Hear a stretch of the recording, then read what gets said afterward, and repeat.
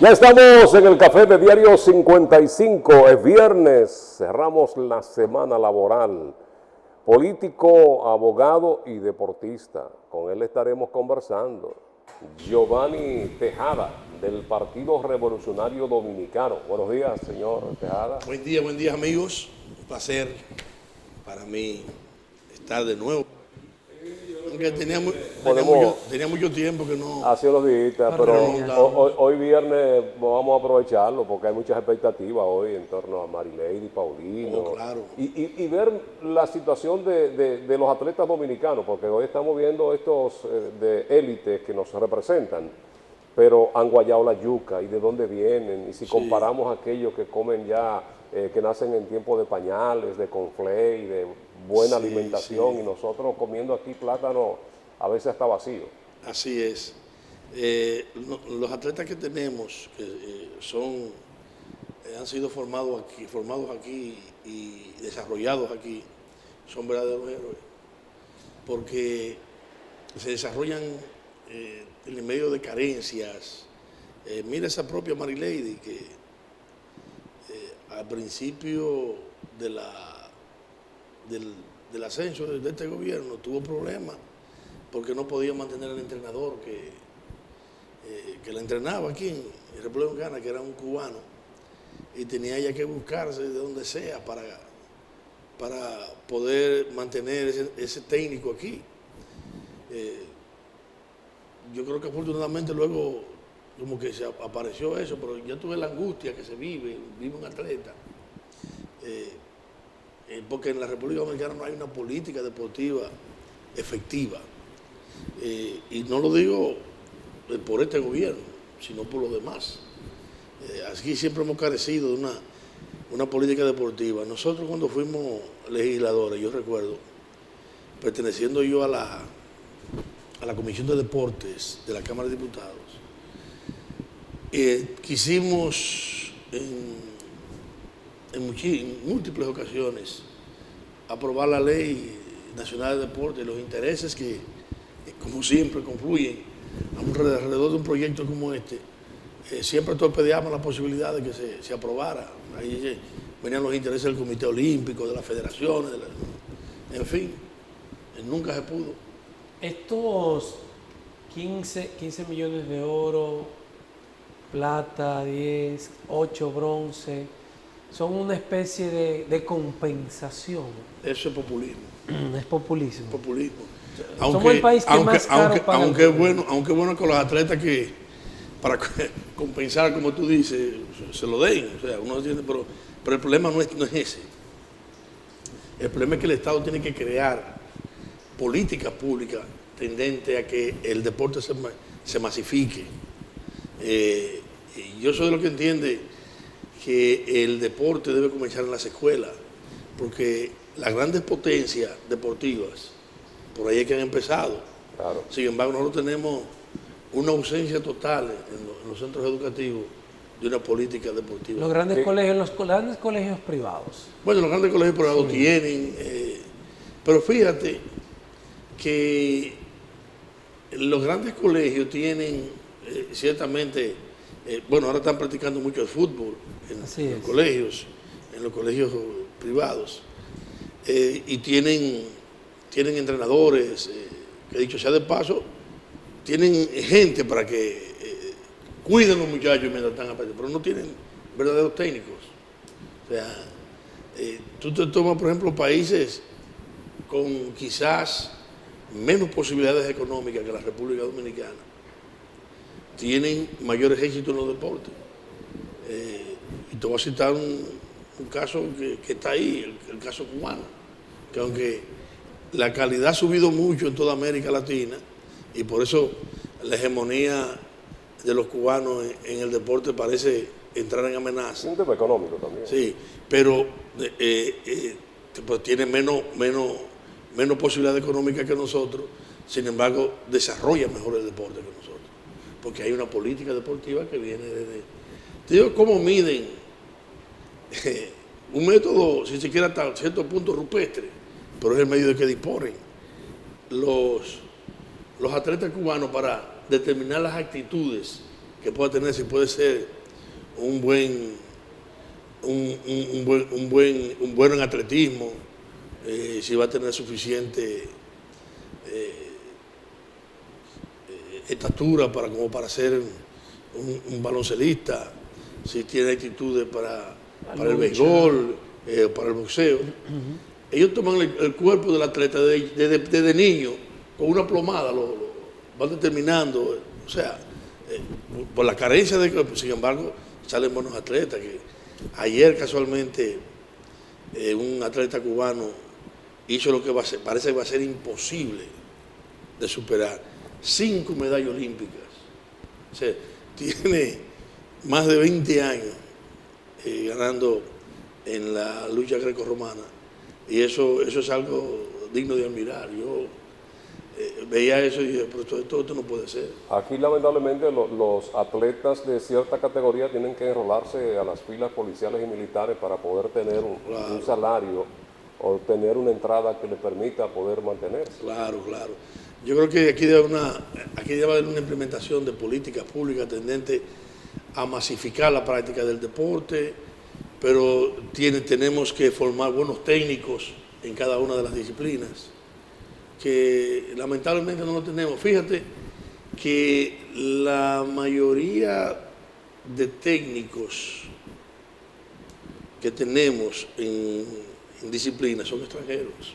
Las selecciones. Nosotros no tenemos formación de técnicos. Fíjate, en baloncesto tenemos que recurrir a un argentino.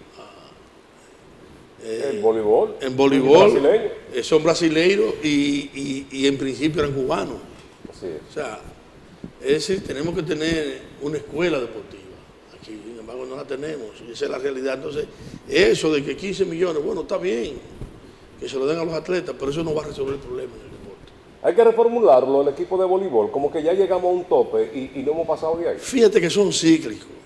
Yo creo que las muchachas que están ahora en el equipo de voleibol son nuevas y hay que dejar que porque aquí se desarrolló un equipo que era una potencia, como estaba Cosiri, estaba, sigue Brenda. Cabral. Cabral, esta otra muchacha que se retiró el año pasado. Priscila Rivera. Es decir, ese equipo acopló bien. Hay que esperar que este equipo se acople, porque se recuerda que son muchachas muy jóvenes las que están ahora.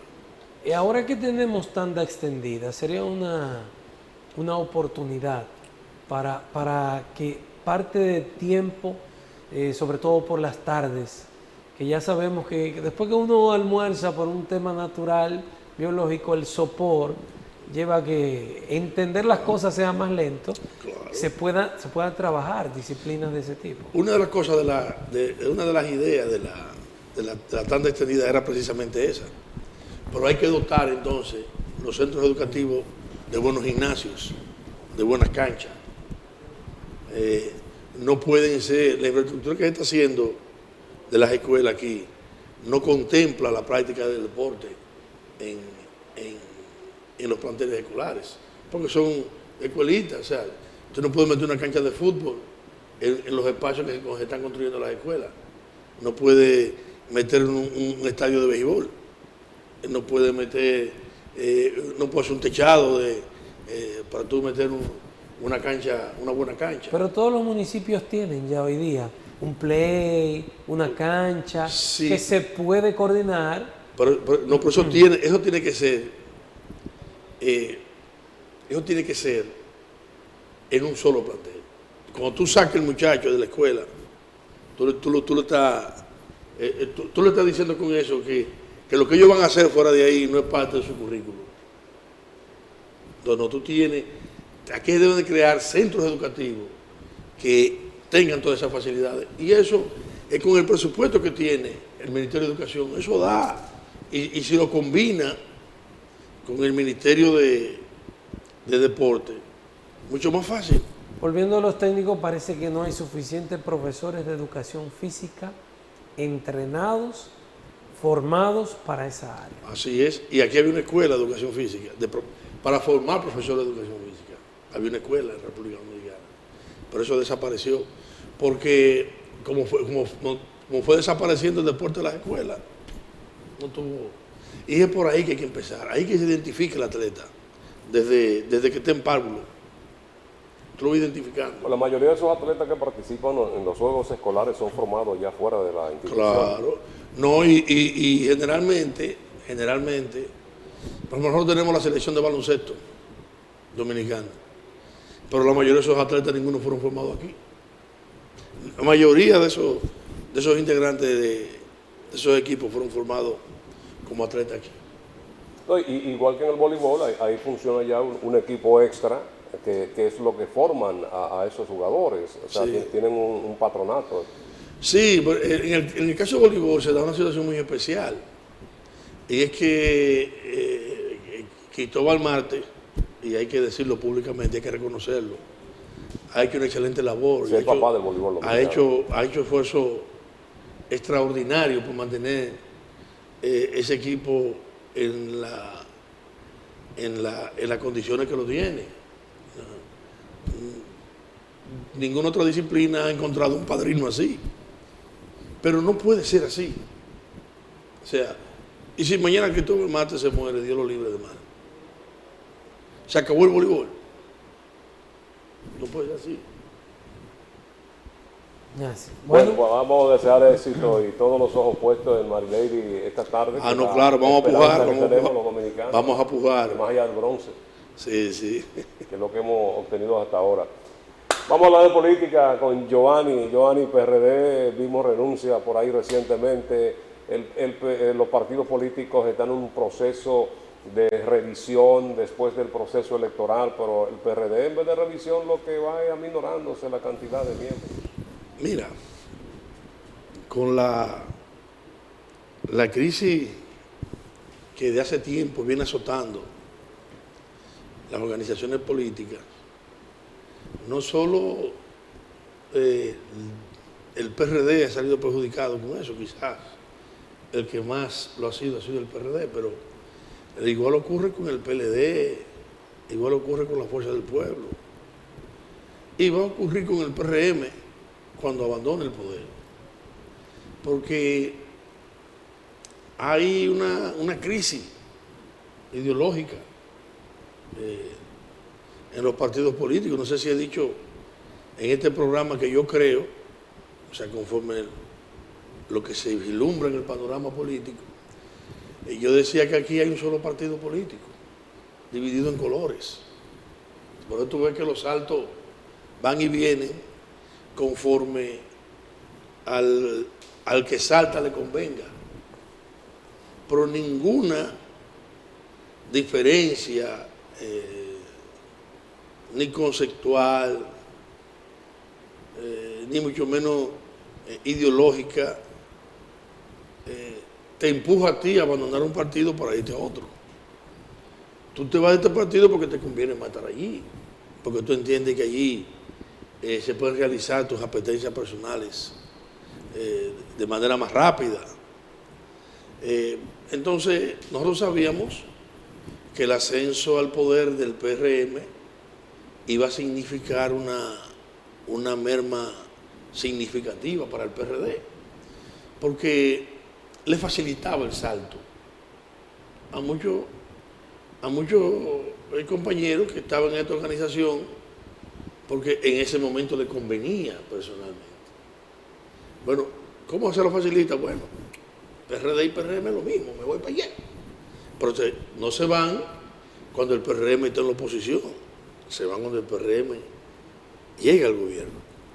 Entonces, a nosotros sabíamos que nosotros íbamos a tener una situación un tanto difícil con el ascenso del PRM al gobierno. De todas maneras, entiendo que el PRD y los demás partidos políticos deben de entrar en un ambiente de revisión, deben entrar en un ambiente de reflexión y de cara a las coyunturas que se vayan brindando, ir implementando políticas que vayan conectando con las apetencias y los anhelos del pueblo dominicano, de las grandes masas. Y yo soy de los que dice que en política no se le puede cantar el requiem a nadie, porque en política es la única actividad humana que tú tienes más de una vida. Vamos a recibir a Xiomara con el Café Santo Domingo, lo mejor de lo nuestro. En esta presentación es el taparroja, que es el tradicional, y el verde, el descafeinado. Café Santo Domingo, gracias. Lo mejor de lo nuestro. Gracias, Xiomara. Giovanni, sabemos que toda organización política tiene como vocación llegar al poder. O si no llegar al poder en un momento dado, por lo menos representar una ideología.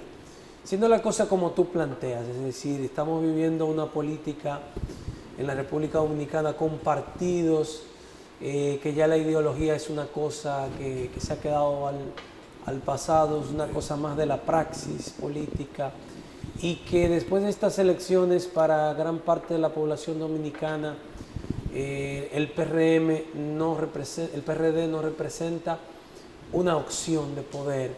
¿Qué razón de ser tiene el PRD si no representa una ideología, si no es una opción de poder? No, precisamente te decía que el PRD debe entrar en una reflexión profunda, debe de reencontrarse con las ideas que los crearon, porque déjame decirte, las razones que crearon al PRD todavía están pendientes. O sea, el PRD fue creado en el año 1939 en Cuba. Luchó desde su fundación contra la tiranía de Trujillo, patrocinó e hizo varios intentos de derrocamiento por la vía de las armas al régimen de Trujillo.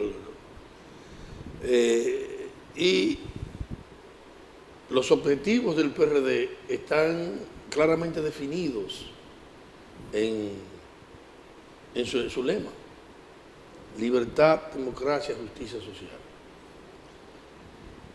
El ascenso del PRD en el año 1978 al gobierno conquistó dos de esos aspectos contenidos en su lema: la libertad, o sea, la libertad de que gozamos hoy se deben al triunfo del PRD en el 78. Claro, no solo al PRD, también la izquierda en ese momento aportó su grano de arena, pero fundamentalmente el PRD, porque es Antonio Guzmán que inaugura desde esa fecha hasta hoy un gobierno de amplias libertades. Democracia, bueno, tenemos una democracia imperfecta, pero tenemos algo de democracia. Y eso también se le debe al PRD. ¿Qué nos falta a nosotros? Justicia social. Que no tenemos justicia social. Eso es un partido político. No, ese es un partido político, pero no tenemos justicia social. O sea, ese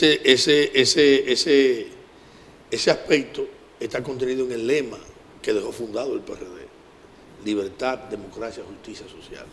Entonces, aquí hay que luchar por la justicia social. Aquí hay que luchar porque los ingresos que recibe el Estado sean mejor distribuidos, que el pueblo dominicano reciba una mayor calidad en la educación, que tenga los servicios básicos que puede proveer el Estado totalmente satisfechos. Eso falta aquí. Da la impresión de que la corrupción le ha robado a la justicia social la posibilidad de existir de un modo idóneo y apropiado. Corrupción de todos los gobiernos. En parte, sí, eso es cierto. O sea, la corrupción, si se quiere, la subordinación del poder político al poder económico. Eso ha sido fundamental en el no cumplimiento de esos objetivos. Se cambió, Porque ¿qué es lo que pasa? se cambió esa intención de justicia social por clientelismo. Sí. Y además, tú hablabas de que con la crisis de las ideologías caemos en una especie de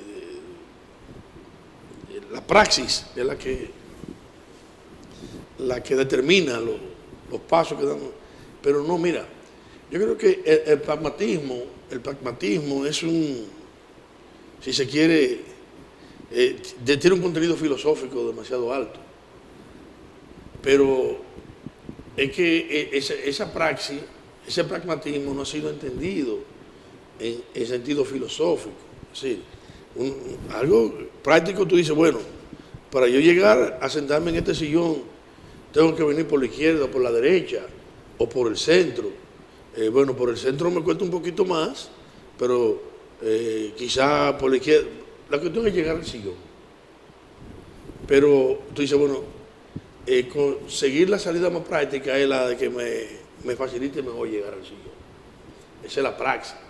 Ahora bien, la praxis no puede ser cantera para el cultivo de toda la clase de oportunismo, como el que tenemos hoy. O sea, ya la dirección política no tiene compromisos ni sociales, ni ideológicos, ni nada. Y yo decía, bueno, entonces, ¿y para qué militar en un partido que no va al poder? Bueno, déjame decirte, una oposición bien estructurada, bien hecha, aunque no llegue al gobierno, se convierte en una categoría de Estado. Porque los partidos de oposición, con una estructuración, con un discurso y un compromiso con la sociedad, puede llevar a los órganos del Estado a tomar decisiones que favorezcan el pueblo. ¿Y es posible eso sin ideología? ¿Es posible estructurar un discurso coherente, una oposición sin ideología? No, claro. Porque es lo que estamos diciendo, no estamos viendo la ideología. Entonces, una oposición de oponerme a todo lo que haga el gobierno no es una buena oposición. No, yo no hablo de oposicionismo. No. Porque, déjame decirte, si el gobierno está haciendo una obra en algún lugar o toma una medida que favorezca al pueblo, eso hay que reconocerlo al gobierno. O sea, porque uno puede ser una oposición ciega. Ahora bien, las cosas que afectan de manera estructural a la sociedad dominicana y un partido político de oposición fuerte, responsable, la denuncia, la promueve, déjame decirte, los gobiernos se ven compelidos. Porque, vuelvo y te digo a ti, la oposición bien estructurada, consciente, lógicamente, ahí viene el tema del compromiso ideológico, pero todos los partidos políticos dicen que tienen una base ideológica. Por ejemplo, la del PRD, y que nos lo dejó Peña Gómez ahí, es el socialismo democrático. En los papeles. Bueno, por eso hay que llevarlo a la práctica, es lo que te estoy diciendo. O sea, esa revisión que tienen que hacer los partidos políticos, necesariamente es tratar de retomar las razones que le dieron origen. Y responde al mundo actual, por ejemplo, esa filosofía fundacional del PRD o la que dejara Claro. el doctor Peña Gómez, responde al mundo actual. Claro. Nosotros tenemos un mundo diferente en los últimos 20 años. No, pero tenemos los mismos pobres, tenemos la misma miseria, tenemos la misma carencia de falta de alimentos, tenemos la misma carencia de falta de medicinas, tenemos la misma deficiencia en el sistema educativo, lo tenemos ahí. O sea, son cosas que todavía no están satisfechas. Pero ese mismo que no tiene con qué cenar hoy, tiene un celular de 70,000 pesos. Precisamente por falta de educación, Mire, por falta de formación. Hay muchos que justifican muchas veces esas ideologías con el crecimiento. Me explico, partidos que surgen, partidos pequeños, los minoritarios, los emergentes tienen que aliarse a partidos grandes Sí. con ideología completamente diferente. Sí. Pero cuando tú participas, por ejemplo, en una coalición, por eso yo decía en las elecciones pasadas que a la alianza que se intentó hacer le hacía falta, estaba coja. Porque los partidos políticos participamos en una alianza que al final no era alianza. Porque una alianza tiene que ser programática. Y ni el PLD, ni el PRD, ni la Fuerza del Pueblo se sentaron nunca a decirle al país, miren, si nosotros ganamos, esto es lo que nosotros vamos a hacer con el país. Eso no lo hicimos. Se vio cada uno por su lado. No, cada uno salió por su lado y que después, no. Ese era un problema simplemente electorero. O sea, aquí tiene que haber una alianza de la oposición en que cada partido político, conforme al criterio que tenga de la sociedad, la plasme en un programa. Entonces, miren, nosotros vamos a llegar a la presidencia porque hacer una alianza para llegar a la presidencia de la República, hacer lo mismo que está haciendo este, mejor a este. Y ya no evitamos hacer elecciones y ese dinero no se gasta y se ahorra y a lo mejor se invierte en medicina para los hospitales, a lo mejor se invierte para bajar el costo de la vida y dejamos eso de elecciones porque si nosotros vamos a hacer exactamente lo que estaba haciendo el otro, esto no tiene sentido. Giovanni. Vamos a publicidad, ya regresamos. Giovanni Tejada está con nosotros, es el presidente, ¿verdad?, municipal del PRD en Santiago, ex diputado, abogado de la República. Con él estamos conversando aquí en el Café de Diario 55, ya regresamos.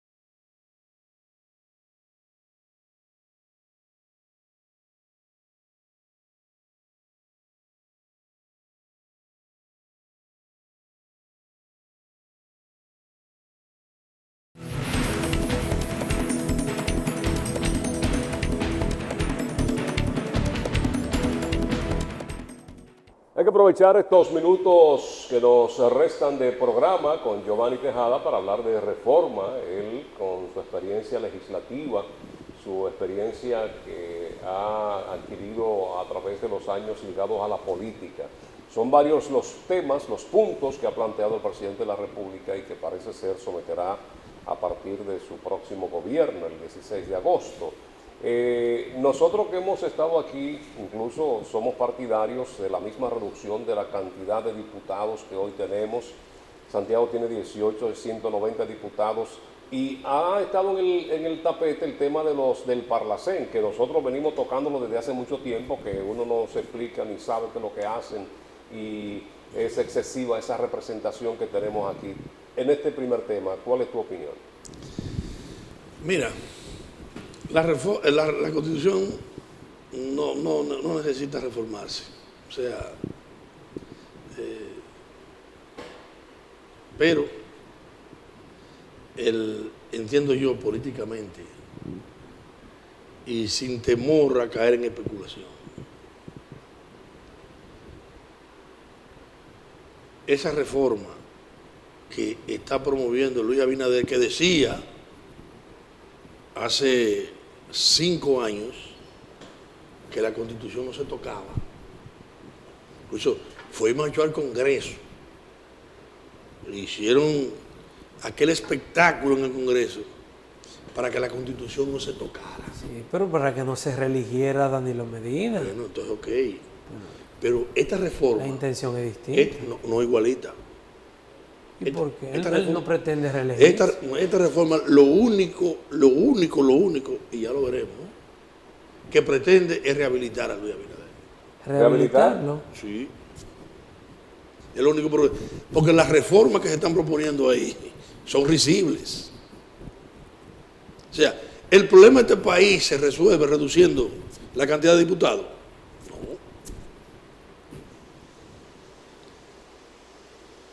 O sea, uno ve con simpatía eso, sobre todo por la mala imagen que tiene el Congreso. ¿Es más populista? Ante el país. Sí, la mala imagen que tiene, eso es circo. El fin último de esa reforma es rehabilitar a Luis. Pero que no parece por ningún lado, Giovanni. ¿Que no? Por cómo se ha propuesto, cómo se ha presentado. Pero mis queridos, cuando la reforma se abra, la Asamblea es soberana. La Asamblea, cuando eso se abra, la Asamblea aprueba lo que quiera ahí. Sí, por supuesto, pero hay un compromiso de quien la está proponiendo. Pero él se comprometió hace 4 años a no reelegirse y se religió. O sea, es que le crea a él porque quiere. Él no dice que 4 años era suficiente para un presidente y ya. Mira, ya vaya por 8. ¿Y quiere más? Nos vamos a ver aquí después. Porque ya uno está tan viejo, tan viejito, que uno como que esos bobos no se lo traga. Una reforma para independizar a un ministerio público que es independiente.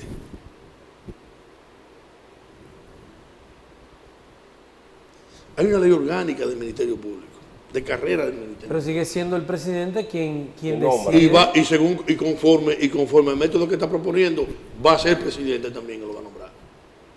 Lo propone, ¿no? ¿Y quién va a rechazar una propuesta del presidente de la República? Aquí, en un país que tiene una constitución que es presidencialista. Pero por Dios. Hay cosas que no, mira, ¿Tú me entiendes? Bello Rosa le renunció a Hipólito. Sí, por un problema de Y principio. Hugo Tolentino Díaz.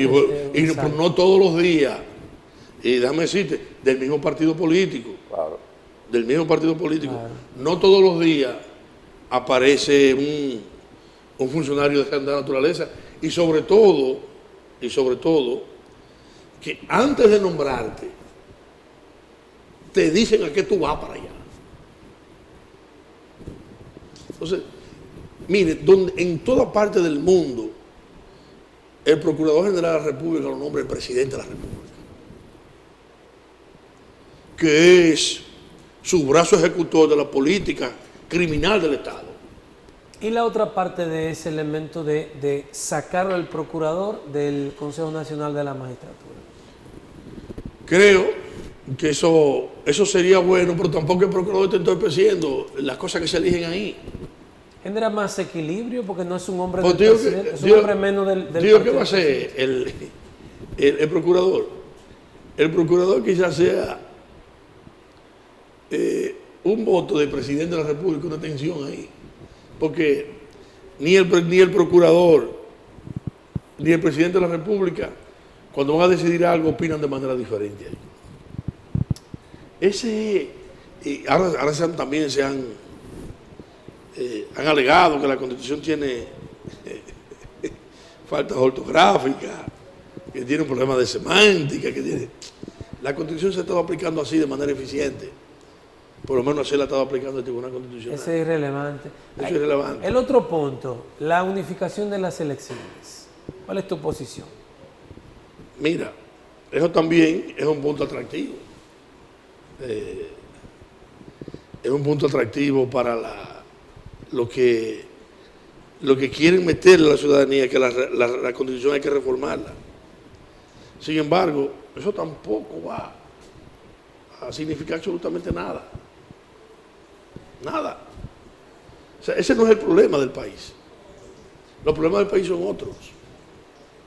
Entonces, ¿qué soluciona el problema del país?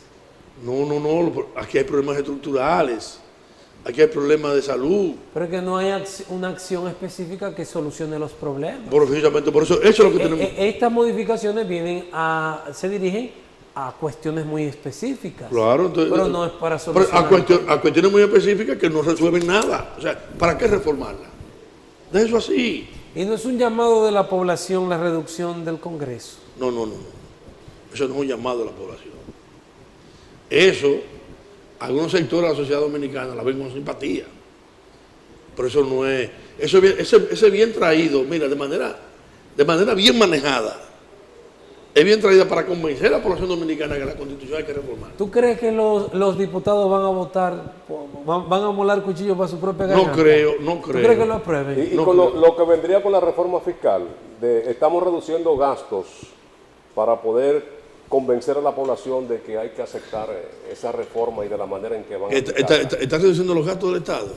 Con la reducción de los diputados. Pero esas son las cosas que yo no entiendo.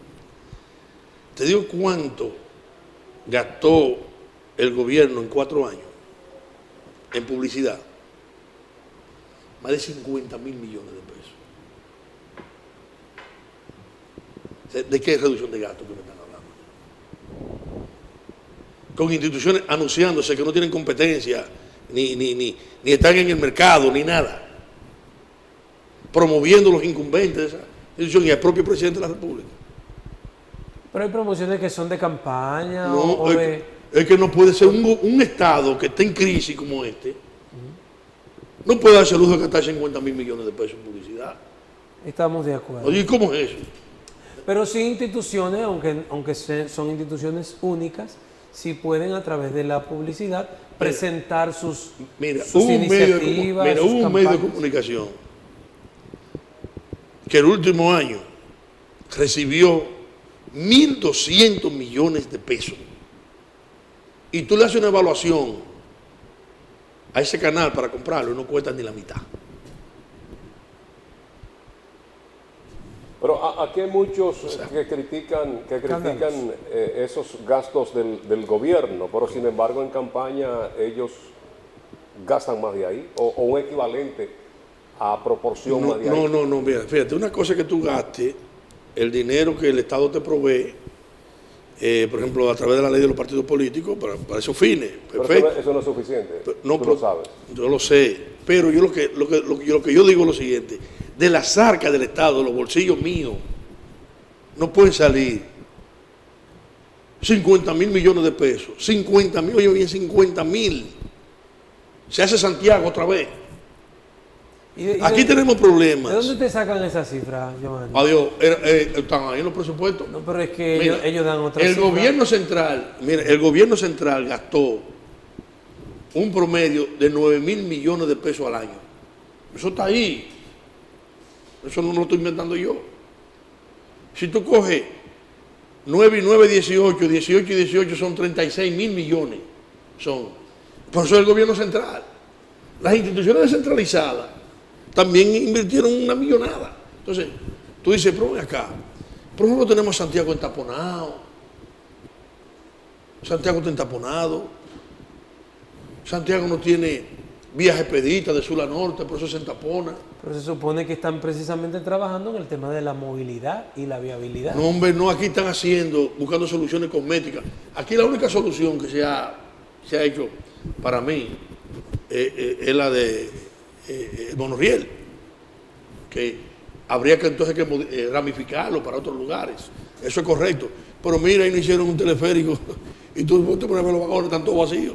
Y el puente entaponado. Lo que dice que porque aquí había que hacer 2 puentes que más. se va a integrar con el monorriel. ¿Cómo es? Que cuando el monorriel esté, se va a integrar.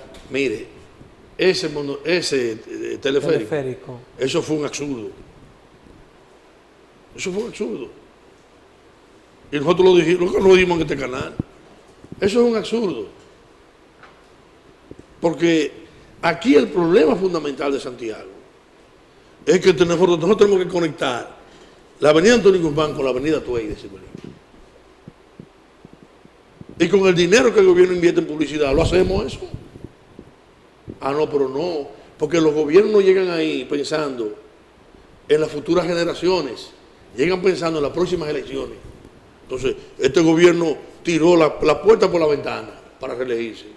Y gastó lo que ahora quiere hacer una reforma para que nosotros paguemos esa reelección. Para que el pueblo dominicano le pague la reelección a él. Y si se decide reelegir, que también nosotros la paguemos. No, así no es. A propósito de eso, el método de elección en las boletas plurinominales, ¿está de acuerdo con el método que se utiliza? El método de Home es un método que se usa en todos los países democráticos para la participación a la minoría. Porque si tú eligieras la curula del Congreso por mayoría, ¿tú sabes cuánto se llevará el gobierno? Casi 100%. ¿Y entonces la oposición qué? ¿Cuál es la representación de la oposición? Han surgido muchas discusiones porque candidatos de la oposición, incluso de partidos no mayoritarios, minoritarios, que llegaron a sacar mucho más votos.